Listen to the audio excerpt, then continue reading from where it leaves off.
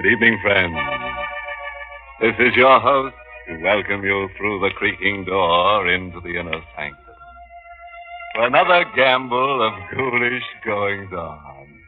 Come in. We're celebrating an anniversary here tonight. Our pet vampires, Oscar and Bertha, have been dead just 100 years. They're such a devoted couple. With them, it was love at first sight. In all their years of unholy wedlock, they've argued only once, over the training of their backward son, Abner. Oscar blames the little vampire's shyness on Bertha. She kept insisting that Abner was much too young to be taught the facts of death.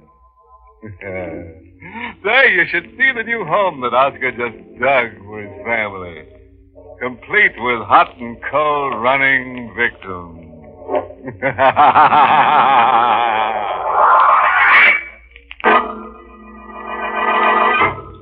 Tonight's Inner Sanctum mystery, Fearful Voyage, was written by Ed Adamson and Robert Sloan, and stars Arnold Moss in the role of Steve, with Elspeth Eric as Rita. All right, folks. Set for another saga in the sanguinary. Well, make yourself comfortable. Sit right next to me. Here, in this coffin. And don't worry about the price of the seat. There's no cover charge. Now, let's get to the story as it's told to us by Steve Chappell. Flashes of lightning rip through the black sky in angry silver streaks. The snarling wind whips the sea into a jagged, tossing mountain range of gray water. The fishing boat founders on the reef, its wooden sides crying out against the punishment of the lashing waves. And there on the deck of the dying ship, the lone fisherman faces the relentless fury of the elements. Doesn't have to be this way. She can save me, but she won't. She just stands on that rock and looks down at me and laughs. This is just the way she wants it. She just stands and then laughs at me because she wants me to be as dead as she is.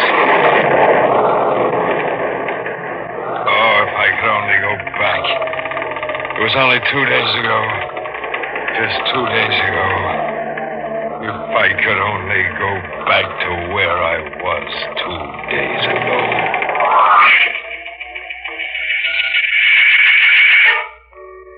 The tuna were running, and we were getting the boat ready to go out for the catch.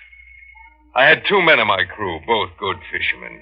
Carlos was weaned on tackle, and he could smell out a school of fish 100 miles away. My other hand, Johnny Martin, could handle a line with the best. The engine's in good shape, Steve. All right, Johnny. Carlos, how about the supplies? All stored below, Steve. This time I bring extra bottle of wine. Import stuff. Yeah, it's me a girlfriend's cellar. No, Johnny. This real import stuff. Come from Lisbon. Cost me $8 this much fine wine. I'll show you later. Okay, Carlos, okay. Hey, look. Why don't you two go over to the cove for a drink? We won't be getting underway for an hour. Hour? But Steve, we are ready now. Rita's coming down. Oh. We're going up the coast to Goldwater before we head out to the banks. Steve, we'll lose 6 or 7 hours. Oh, we'll make it up, Johnny. I'm dropping Rita off at Goldwater. She's going to stay with her sister while we're out. Oh, Steve, you not do that. What are you talking about? A woman on board. It is bad luck. Yeah, but Rita's my wife. Make no difference. It's bad thing, Steve, to bring a woman on fishing boat. This I know. It bring much bad luck. Listen to him, will you, Johnny? Yeah, it's an old fishing superstition. Please, Steve, you hear what I say. Please. It's truth. Sure. Like breaking a mirror. 7 years Oh, you make fun, but it is truth, I say. Come on, Carlos, forget it. Let's get that drink now, huh? No drink, Johnny, yet. Steve. Yeah? You bring wife on boat? Sure I will. You don't think I fall for that hokum, do you? You bring wife? Then Carlos does not go. Now, wait a minute. Carlos does not go. Will be bad trip. He does not go if you bring woman on this boat. Carlos wasn't kidding. And Carlos was too good a hand to lose. I quieted him down, and he and Johnny went over to the cove. I was down in the cabin when Rita came on board. Hello, Steve. She stood in the doorway holding a suitcase. Every time I looked at Rita, It's like I was seeing her for the first time. She was always new and more beautiful than ever. Young, alive. That's why I tried so hard to hold on to her. What are you looking at? You? Just you, Rita. Something wrong with me? Wrong? You're about perfect. Well, aren't you going to take my bag? Rita, Yeah? you can't come on the boat to Goldwater. Why not? Carlos. Carlos, what's he got to do with it? He won't sail with me if you come aboard. He says it's bad luck to have a woman aboard. Now, I know it sounds foolish, Okay, that's the way it is. but Rita, it isn't that I don't want you. All right, I said it's okay. Rita, What? you go to your sister in Goldwater like you promised? Sure. You promise? Oh, will you stop it? Will you let me alone with that promising business? Well, Rita, it's only because I love you so Yeah. much. I just want to get you out of this town while I'm away. I know you're young. I know it's no fun waiting weeks while I'm away. I don't blame you for going to those dances. You don't blame me. That's nice of you, real nice. What do you expect me to do, sit home and knit? Well, it's just that I don't want you to meet someone else who might Look, wait. Eve. About time I told you something. I did meet someone. I know, Rita. Huh? That's why I asked you to go to your sister's. Won't do any good. I wasn't going to stay in Goldwater anyway. I won't be around when you get back, Steve. Oh, Rita, Now please. don't. Let go. No, Rita, you gotta wait for Stop. me. You're knocking me all out. Now let go. No, not until you Get promise your hands me. off of me. I can't stand it when you touch me. Oh, Get Rita. your dirty hands off of me. Look at the way they smell of fish. Always pulling me, always grabbing. Makes my stomach turn. All right. I promise you I give up fishing. This will be my last trip. I promise. Only you gotta wait. Wait! I wouldn't wait another 2 minutes. I always hated you. The first time you put those hands of yours on me, I only married you because I needed somebody to take care of me. Oh, no, don't Well, what do you you say think I married you for? Because you're young and handsome? Stop it. Young and handsome. Ooh, that's a laugh. Did you ever take a look at yourself in the mirror? A good look? Stop it. I had to make her stop talking that way. So I hit her. She staggered back across the cabin up against the beam. Then she slumped to the floor. I stood over her. A ribbon of blood flowed out of her blonde hair, moved toward my feet. I touched her and I spoke to her. But she was motionless and silent and dead. Rita was dead. And I killed her. But I didn't mean to. I loved her, but what could I tell them? They wouldn't believe me. I knelt there looking down at her. And then I heard the whistling. Carlos and Johnny were coming back. I lifted Rita in my arms and carried her across the cabin to the chest. I put her in there. I slammed close the lid of the chest just as Carlos and Johnny come down the stairs to the cabin. Well, Steve, Rita get here? Yeah, Johnny. She does not come with us, Steve. No, Carlos. It's better that way. Maybe it is. Hey, Steve. Huh? That's Stu's suitcase over there. That's Rita's, isn't it? She forgot it, maybe. I bring it to her right now. Oh, no. What you got? We're shoving her off right now. What, the bag of Rita? Well, she brought some stuff down for me, some things I forgot. Get the motor started, Johnny. Okay, Skipper. Well, Carlos, what are you standing there for? You heard me. We're shoving off. I hear you, Steve. I hear you.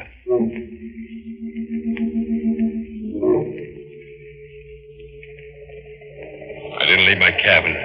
I didn't sleep. I just sat there for hours, my eyes fixed on her chest. I wanted to open it and look at her again, but I couldn't. I just sat there. We were only out 10 hours when things began to happen.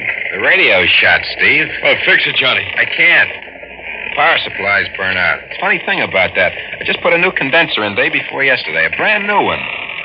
It's funny. For no reason, it should burn out. I was never a superstitious man, but peculiar things like that. And that was only the first. Hey. What do you want, Carlos? Let me empty. Steve, this compass.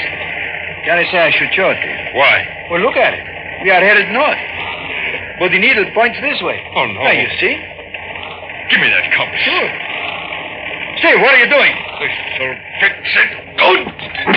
Steve! You break this. Why? Get out of here. But you can't... Go on, do as I tell you. Get out. Go on, get out. I never was a superstitious man, but peculiar things like that. Carlos was right. But there was something Carlos didn't know. A woman can curse a ship even after she's dead. Rita's body was in that chest. And that's just where that compass needle pointed. Right straight to Rita.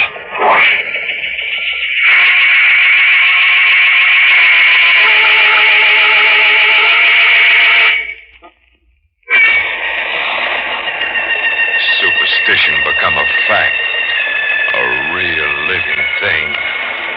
I had to get Rita's body off that boat before something really bad struck us. I put the body into my sea bag and carried it up on deck. It was a bright moonlit night, clear, except for one dark cloud that hung just above our mast. Hello, Steve. Carlos. Oh, you come on deck, Steve. I'm glad. You feel better, eh? Thought you were in your bunk. No, I do not see it, Steve. That sea bag. What about it? What you do with it? Or why? Is it any of your business? Why, you only ask, Steve. Well, it's, got some of my old clothes in it. Yeah, some old clothes. I was going to dump them overboard. Will you let me see what you have in the bag, Steve? Well, I told you I only got... But you all the time give me old clothes. Some very good. This coat I wear. I take before you throw it away, you remember? There's nothing in here you can use. Well, how do you know? You don't let me see. I told you there's nothing in here for you. Nothing that's any good. Now, will you get out of here? Huh? Look. What's the matter? Look on the deck. It comes from that bag. Blood. Steve. You're dripping from the back you hold. I made some kind of an excuse. I told Carlos I cut my shoulder, then I threw the bloody shirt into the sea bag. After Carlos went up to the deck house where Johnny was at the wheel, I threw the bag over the side.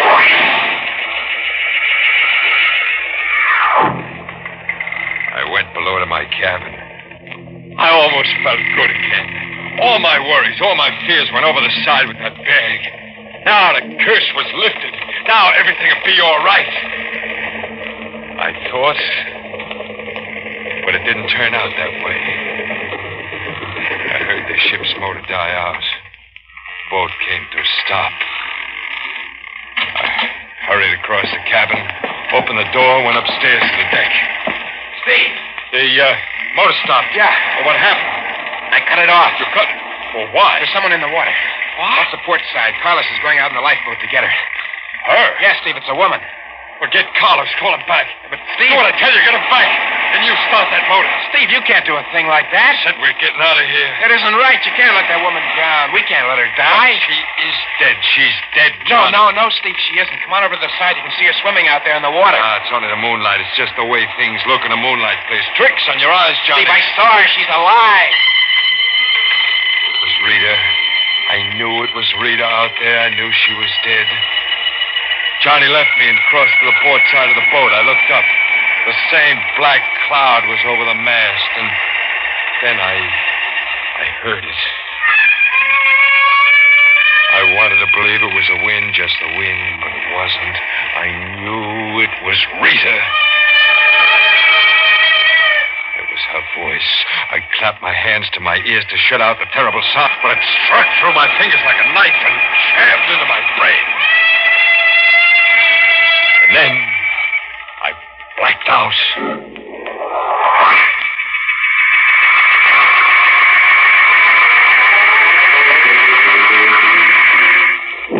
Oh. Here, Steve. You drink this one. Carlos. You fall downstairs. You get sick, eh, Steve? Yeah, Carlos. I get sick, I guess. We have woman. Huh? She's here. Woman? Oh, yeah. Now, I remember. Carlos, You brought her on board? Yeah. You know what that means, Carlos. You told me yourself it's bad I luck. know, but this we cannot tell. We cannot let the woman drown in the sea. Yeah, but she couldn't drown. She was dead already. I tell you, she was dead. I know I... Do I look dead to you? Carlos. Well, do I? I go up to deck house with No, John. no, Carlos, don't leave me here with her. You talk to her. No, Carlos, come back. You're afraid of something, Steve. Is it me? You're dead. Now, why do you keep saying? Well, because I know you're dead. I would have been, but Carlos and Johnny saved me. Well, you don't look the same, but that's a trick to fool them. I know who you are. No, you Yes, don't. yes, I do, and I know why you come back, Rita. My name isn't Rita. It's Edith. Edith Lawson. I told the whole story to Johnny and Carlos. My plane crashed into the ocean. That's simple. They believed it. Because they don't know. You can trick them. Steve, you're sick. I know why you come back from the dead. You want to see me destroyed. You can't fool me because I know who you really are. You seem so sure of that. Sure, it's that dress you're wearing. I remember it, Rita. I gave you that dress for your birthday. I had to get her off the boat again, some way. Johnny, that fool Johnny, told her to rest in his bunk. If I could only made him understand somehow. I went up on deck. The superstition was being fulfilled right in front of my eyes. The black cloud above the mast spread itself out into a giant blanket, snuffing out the light of the moon and the stars. Cold wind came moaning out of nowhere. I had to do something before it was too late. I went forward to the deck house where Carlos was at the wheel. Carlos, yeah, he would understand. Cannot understand, Steve. What do you try to say? That woman, Carlos, she's cursing this boat. Look how it's blowing up. Yeah, yes, Steve. Big storm coming. Well, she's doing it. It's because she's on this boat. We'll all be killed. Nothing we can do, Steve. Yes, there is. We can get rid of her. Steve! Don't you see we got her? If we're going to come out of this storm alive, we got to get rid of her. Oh, not a thing like that, Steve. Carlos, listen to me. I'm going to tell you something. That woman, she's not who you think she is. She's my wife, Rita. No, Steve. Yes, she is. Rita, come on board before we left port. I lied to you. She didn't go back on shore. I killed her. And it's a trick. The dead who return can play tricks. But there's one sure thing I know her by. That dress she's wearing, I gave it to her as a birthday present. Steve, I gave the woman that dress. What? She was wet. I look in your closet and cabin for something for her to wear. I find the dress and Rita's suitcase. What? In the suitcase, you say, Rita, bring your things, Steve. Well, then... I knew when I see the blood fall on deck from that sea bag. Well, you never said anything. She was a bad woman, Steve. No good. But she's come back, Carlos. No, Steve. Rita's dead. She's come back. I tell you, she's down below in Johnny's bunk. She's bringing this storm on. She's going to have us all killed. I know what we'll do, Carlos. No, Steve. You want to die? This bad thing to kill. I have it all planned. You throw a blanket over her so Johnny won't hear a scream. Steve, please, I cannot do this. I have a piece of lead pipe in the cabin. I'll take care of the rest with that. No, Steve. I will not help you. No matter what storm brings, I will not help you kill. I had to do it myself. The passageway to Johnny's bunk was dark. As I got closer, I could hear her breathing. Then I threw the blanket over her. And as I held the blanket down, she started to kick and struggle. Then I raised the pipe and...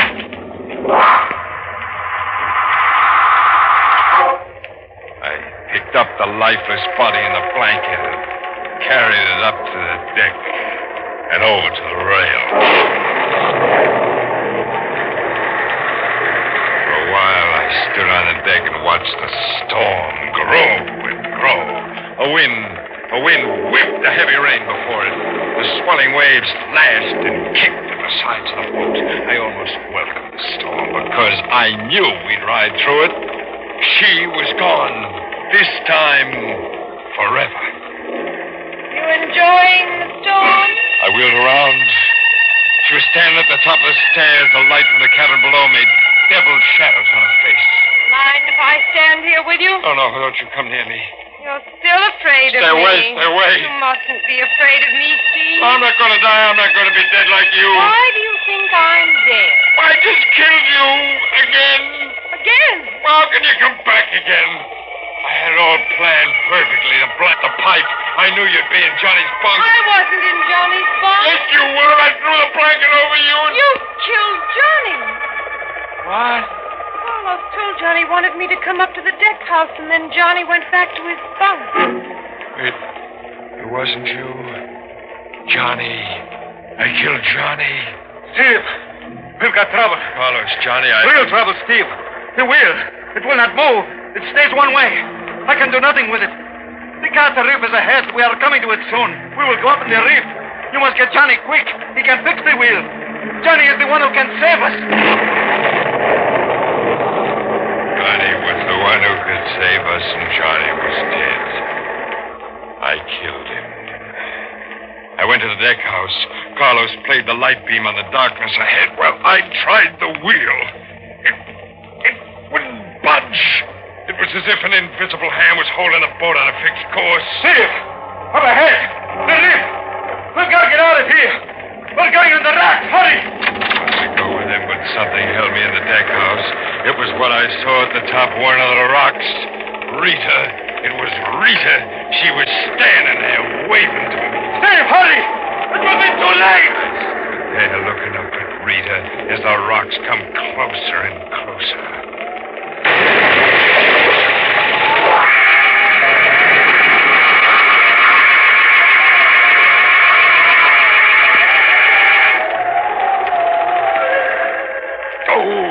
Steve, you hurt bad. Yeah, pretty bad, Carlos.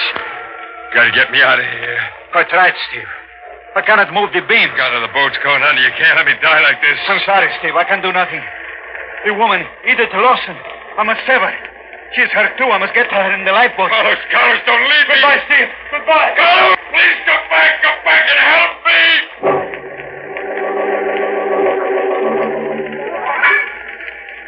I've been waiting for you, Steve. Rita, help me.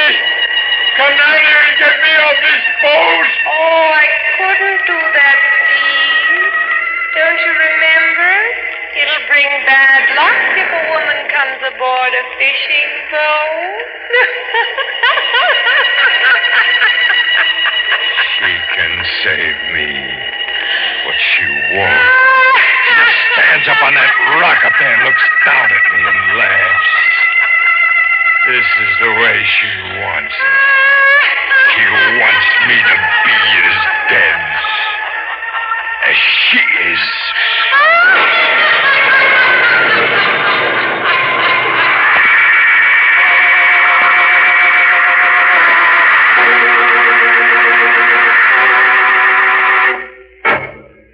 Well, that about packs in Steve Chapman, like a salted mackerel. Now you see what can happen when you let your wife go into a dive. Say, here's something for all you folks with troublesome spouses. Watered down theme song composed by the three ancient mariners. Hook, line, and sinker. Now, let's see. How's it go? Oh, yeah. Pack up your wives in your old sea bag and drown, drown, drown.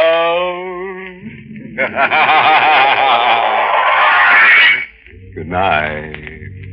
Pleasant dreams.